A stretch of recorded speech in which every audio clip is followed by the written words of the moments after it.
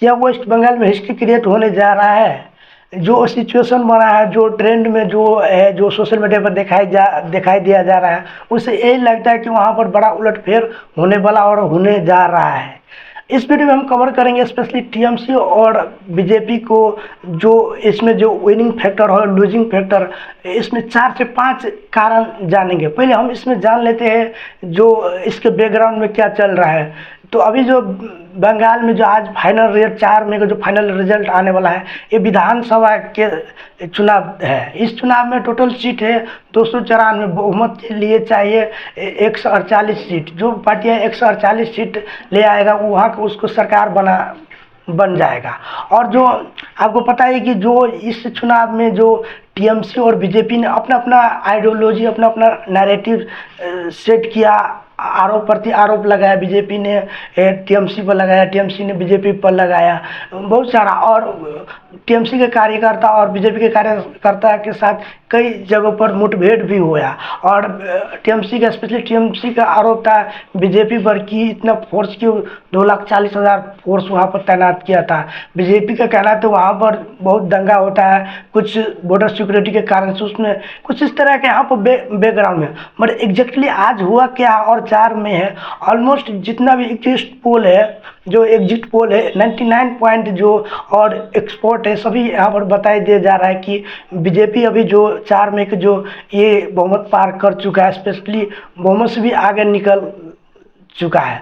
तो हम इसमें और उसको टीएमसी को यहाँ पर बड़ा उलटफेर देखा। टीएमसी बहुत उससे जो पहले के मुकाबले हाफ हो गया है। तो यहाँ पर पहले जो 2021 के नतीजा के जो कंपेयर करें बीजेपी और टीएमसी के, तो 2021 में जो बीजेपी का जो टोटल सीट यहाँ पर जीता था 77 और टीएमसी जीता था 215। और जो वोट परसेंटेज था उसको जो टीएमसी का था 48% और बीजेपी का था 38%।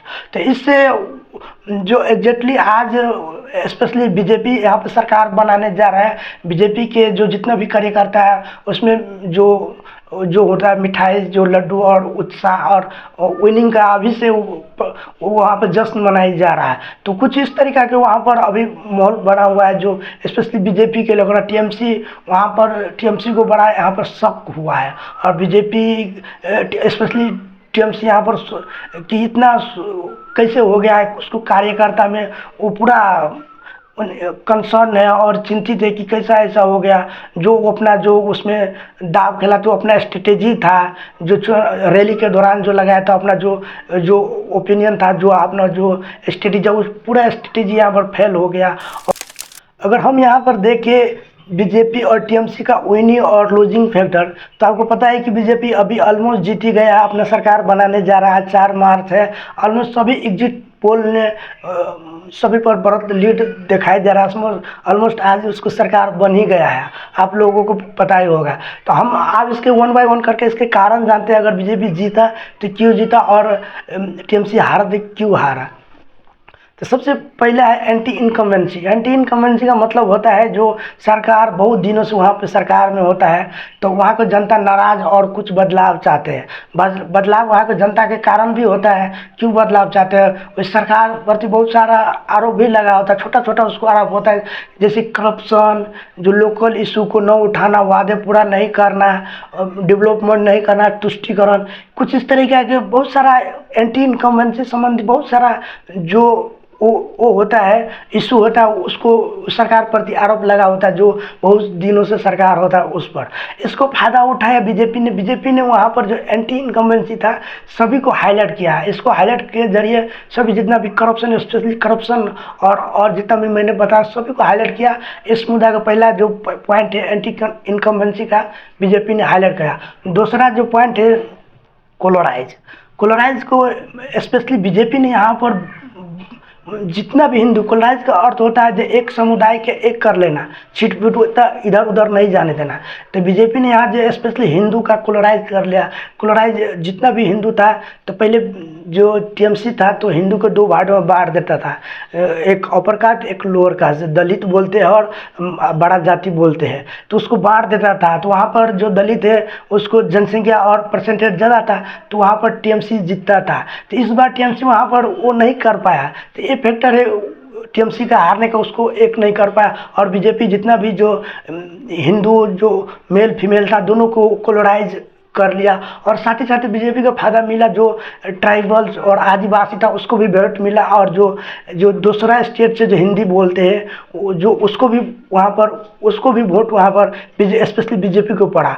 और जो उसको मुस्लिम वोट था तो जो स्पेशली वो उसको टीएमसी का, तो टीएमसी का मुस्लिम वोट बिखर गया, बहुत परसेंटेज मुस्लिम वोट दिया, मगर बहुत सारा जैसे कांग्रेस और कोई कोई पार्टी था उसको वोट जो हुमायूं कबीर कुछ अपना ही वो लड़ रहा था, छुट्टे वहाँ पर लड़ रहा है, तो उसको वोट स्पेशली मुस्लिम का वोट एक नहीं हो पाया, और बहुत सा मात्रा में वोट भी दिया, मगर कुछ इस तरह का दूसरा इस कारण से वहाँ पर हुआ।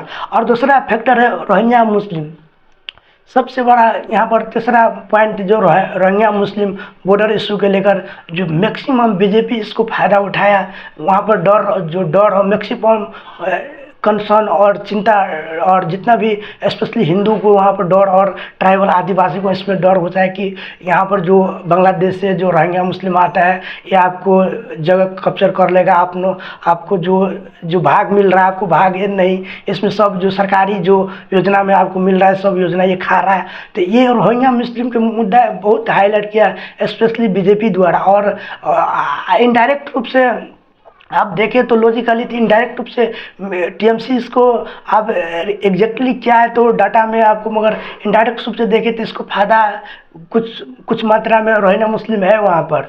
तो आप लोग इस एग्जाम्पल से पता लग जाएगा बांग्लादेश में ये कई जो सांसद है जो पार्लियामेंट ने बोला है कि अगर बीजेपी जीतता है तो बहुत शरणार्थी यहाँ पर आने के चांस, तो यहाँ पर जो रोहिंग्या मुस्लिम के लेकर इनडायरेक्ट रूप से इसको फायदा उठा रहा था, कुछ हद तक उठा रहा था कुछ।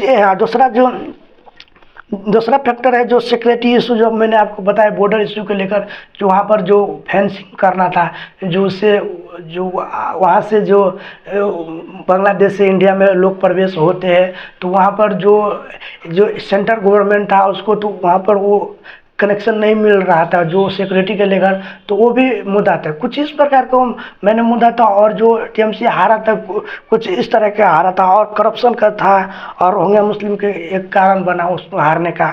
और जो देखो फ्यूचर सिनेरियो देखे तो इसमें इम्पैक्ट स्पेशली पड़ा इम्पैक्ट एनडीए अलायंस पर, जो ममता बनर्जी है, तेजस्वी यादव है, जितना भी एनडीए अलायंस है इस पर प्रभाव पड़ा है स्पेशली एनडीए अलायंस पर, क्योंकि ईस्ट इंडिया में इंडिया के प्रभाव और एक्सपेंशन इससे दिखाई दिया जा रहा है कि अगर बंगाल जीता है तो 2029 का लिए बहुत यहाँ पर आसानी होने वाला और इजी होने वाला है, वहाँ पर और सीट जीतने का संभावना, इसका डोमिनेंस और इन्फ्लुएंस वहाँ पर ईस्ट इंडिया में जो अभी बचा था सिर्फ बंगाल, तो वो अब असम के जितना भी नॉर्थ ईस्ट है तो ऑलमोस्ट वहाँ पर सभी पर बीजेपी की सरकार है।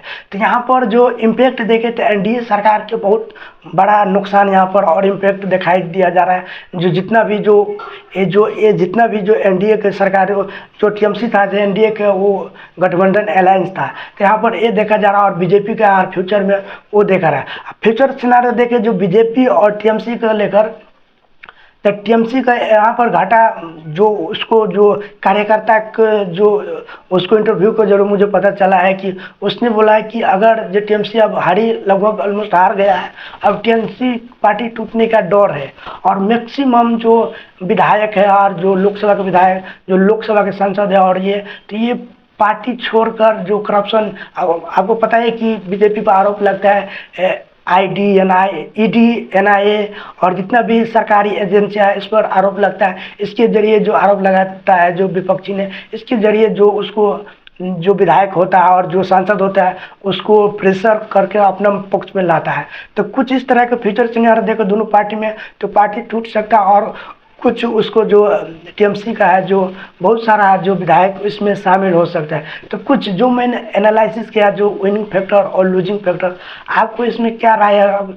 मैं जो एनालाइज किया आपने इसके लेकर, और ये सरकार सही है या गलत, और अपना कमेंट, अपना सरकार बीजेपी बना सही या बीजेपी नहीं बनना सही, अपना कमेंट करके अपना राय दे सकते हैं। धन्यवाद।